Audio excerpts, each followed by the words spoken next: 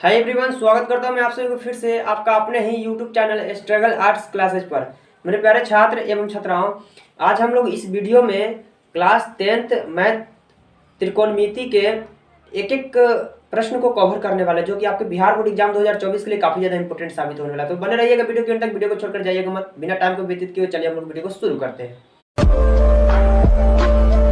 देखिए, इस पार्ट को पढ़ाने से पहले मैं जो कुछ बेसिक बता देता हूँ। वैसे मैंने एक वीडियो में पूरा बेसिक कंप्लीट कर दिया। अगर आप लोगों ने नहीं देखा है तो इस वीडियो को डिस्क्रिप्शन में लिंक दिया होगा, आप जाकर के देख सकते हैं। ठीक है, बिना टाइम को व्यतीत किए चलिए हम लोग वीडियो को पूरा स्टार्ट करते हैं। फिर भी थोड़ा सा हम बेसिक बता देते हैं। आप लोगों को हम एक बात क्या बताए हुए थे कि इस पूरा पाठ में एक समकोण त्रिभुज के बारे में पढ़ना है, इस त्रिभुज के बारे में पढ़ना है जिसे समकोण त्रिभुज कहते हैं। समकोण त्रिभुज का ये जो टेढ़ा वाला कोण होता है, जैसे कर्ण कहते हैं, सॉरी टेढ़ा वाला ये जो भुजा होता है इसे कर्ण कहते हैं। ठीक है ना। और ये कर्ण जो है ना सबसे बड़ी भुजा होती है। समकोण त्रिभुज की एक भुजा जो कर्ण होती है वो सबसे बड़ी होती है। शेष दो भुजाओं के वर्गों के योग के ये बराबर होती है। रूट के अंदर करके दोनों भुजा को जोड़ करके वर्गों के योग करके जब हम मान निकालते हैं तो इसका मान निकलता है।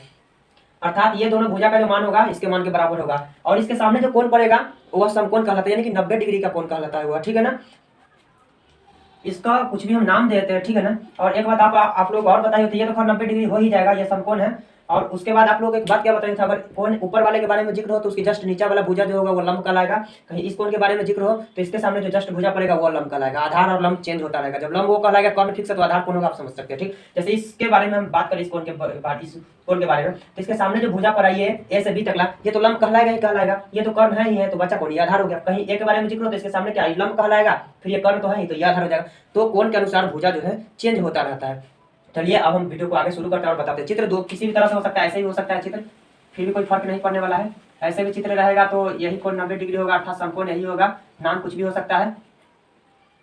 फिर ए के बारे में जिक्र होगा तो यहाँ पर बीसी जो है यहाँ पर फिर हो जाएगा लंब। कहीं सी के बारे में जिक्र हुआ तो यहाँ आगे जो है लंब हो जाएगा। कर्ण हमेशा वही रहेगा, तो लंब आधार केवल चेंज होता रहता है। तो चलिए हम लोग इस पार्ट के जो है पहला प्रश्न को देखते हैं, किस हिसाब से प्रश्न दिया गया है। बेसिक नहीं देखे तो वीडियो को देख लीजिएगा, बेसिक देख लीजिएगा, ज्यादा समझ में आएगा, एक एक बात को हम समझाएंगे।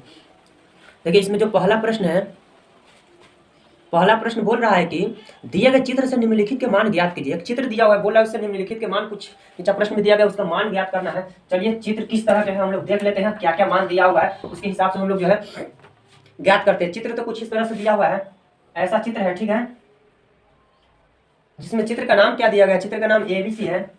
जो नाम है हम वही दे देते हैं, जिसमें ये 3 है, ये 4 है और ये कर्ण जो है 5 है। ठीक है, तो बोल रहा है कि ज्ञात करना, क्या क्या करना है, sign C sign A, cos C cos A, ten C ten ए। इसका मान जो है इस चित्र से ज्ञात करना है। कैसे ज्ञात होगा चलिए आप लोग को हम समझाते हैं, आप लोग बस देखते रहिए वीडियो को। ज्ञात जो करना है वो लिख लेते हैं।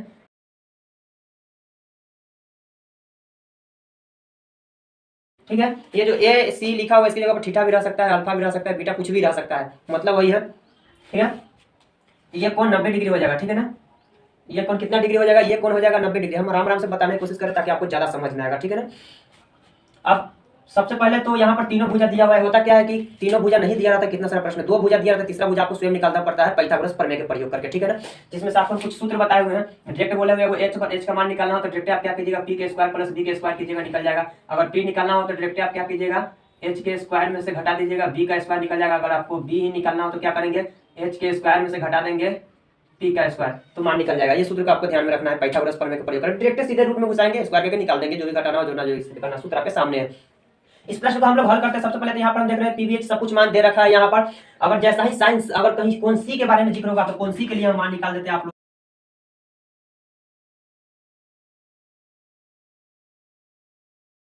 तो पी यहाँ पर क्या हो जाएगा, कौन सी के बारे में जिक्र हो रहा था, इसके सामने यही ना पड़ा, तो ये लंब जो है 3 हो जाएगा कौन सी के लिए।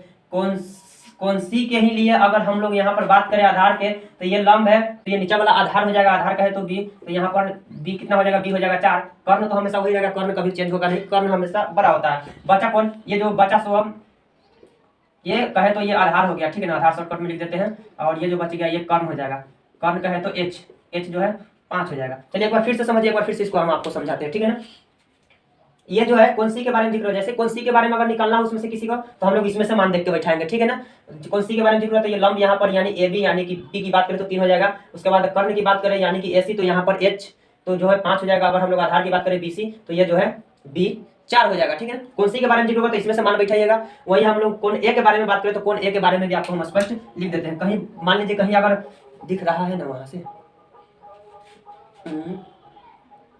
चलिए हम इसको इधर लिखते हैं। मान लीजिए अगर कहीं कोण ए के बारे में जिक्र हो, कोण ए के लिए लंब, कोण ए के लिए लंब का है तो P क्या हो जाएगा, कोण ए इसके सामने कौन सी भुजा पड़ रहा है, BC, तो BC कितना दिया हुआ है 4 दे रखा है BC, ठीक है। उसके बाद मान लीजिए ये 4 हो गया, उसके बाद ये कर्ण तो हमेशा हो जाएगा, कर्ण तो कभी चेंज होगा नहीं, तो कर्ण कोण ए के लिए कर्ण क्या हो जाएगा, कर्ण कहे तो H हो जाएगा यहाँ पर 5, और उसके बाद कोण ए के लिए आधार की बात करें यानी कि B, तो यह क्या यहाँ पर ए के बारे में जिक्र हुआ तो ये तो लंब हो गया 4, कर्ण हमेशा वही रहता है, अब बचा कौन, तो ये आधार हो जाएगा, ठीक है ना। एक बार आपको हम और फिर से समझाते हैं।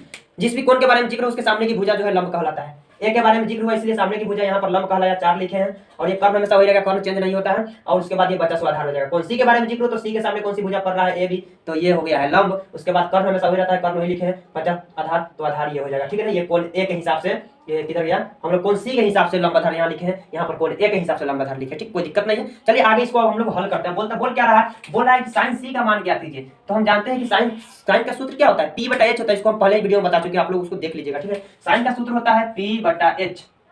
अब यहाँ से किसके बारे में बोल रहा है, sin c के बारे में, तो c के लिए हम लोग इधर लिखे, a के लिए उधर, c के बारे में जिक्र तो इधर से, a के बारे में जिक्र तो उधर से बैठाइएगा। अब sin c का मान कितना दे रखा है, देखिए तो वहां पर sin c का मान दे रखा है, sin c के बारे में जिक्र हो तो इसके लिए ph का मान कितना है, p का मान 3 दे रखा है, तो p के जगह पर 3 हो जाएगा, और h के लिए कितना मान दे रखा है, तो h के लिए 5। कर्ण तो हमेशा हो जाएगा, केवल लंब और आधार चेंज होता रहेगा। sin c का हम लोग मान निकाल लिए। अब sin a के बारे में बोला निकालने के लिए सेम नहीं होगा, इसका मान अलग हो जाएगा। sin सूत्र तो वही रहेगा, P/H ही रहेगा, सूत्र नहीं चेंज होगा।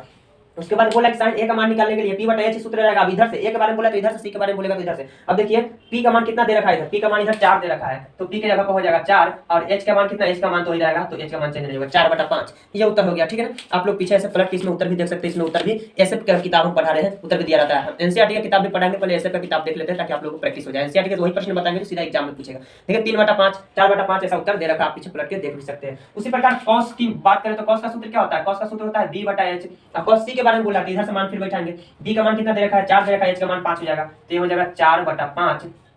उसके बाद cos a के बारे में बोला है, इसका भी सूत्र तो ही रहेगा B/H। उसके बाद a के बारे में बोला तो इधर से मान बैठाएंगे, इधर से b का मान कितना दे रखा है, तो b का मान 3 दे रखा है, तो 3 हो जाएगा, h का मान तो 5 ही रहेगा, h का मान चेंज नहीं होगा। उसी प्रकार tan का बोला है, tan का सूत्र होता है P/B, इसका भी सूत्र वही रह जाएगा P/B।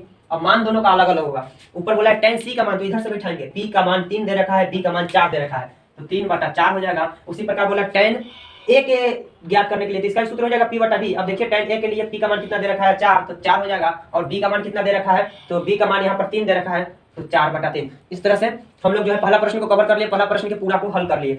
देखते हैं 2 नंबर प्रश्न क्या बोल रहा है। 2 नंबर प्रश्न को हम लोग क्या करते हैं, हल करते हैं।